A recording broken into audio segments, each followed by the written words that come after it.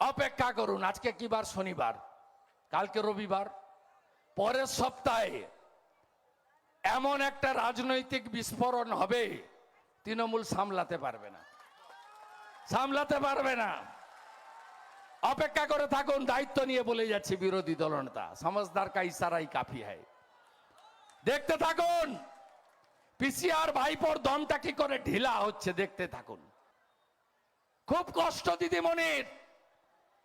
পিসিমণি কাল ঘুমায়নি, কেন্দ্রীয় পুলিশ টাইট দিয়ে দিয়েছে। 288 কোম্পানি ছিল, সেকেন্ড ফেজে 400 কোম্পানি আসছে। 29টা কিউআরটি ছিল, সেকেন্ড ফেজে 400 কোম্পানি, 200টা কিউআরটি হচ্ছে, কুইক রেসপন্স টিম। রাজ্য পুলিশ কিচ্ছু করতে পারবে না। দুপুর থেকে আছি সন্ধে অবধি, পুরো পুলিশের সঙ্গে বিজেপির লড়াই। তৃণমূল নেই, আর গুন্ডামি করতে দেব না। শুনে রাখুন, কালিয়াচক লুট করবেন, সুজাপুর লুট করবেন, মানিকচক মথুরাপুর লুট করবেন, মিল্কি এনায়েতপুর লুট করবেন, ভেবে রেখেছেন বৈষ্ণবনগর লুট করবেন, ফরাক্কা শামসেরগঞ্জ লুট করবেন।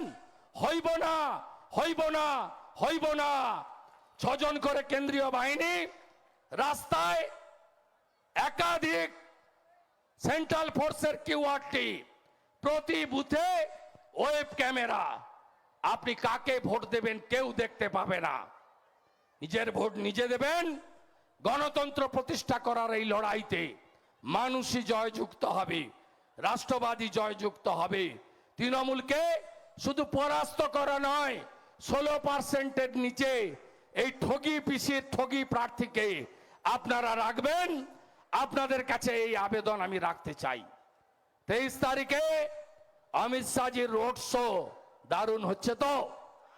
আমি আরেকবার 5 তারিখে শেষ দিন থাকবো। সকালে ওল্ড মালদায় একটা রোড শো করব। দিদি বলছিল যাওয়ার সময় কোথাও একটা, আমি আর জায়গাটা বলছি না, পারমিশনের ব্যাপার আছে।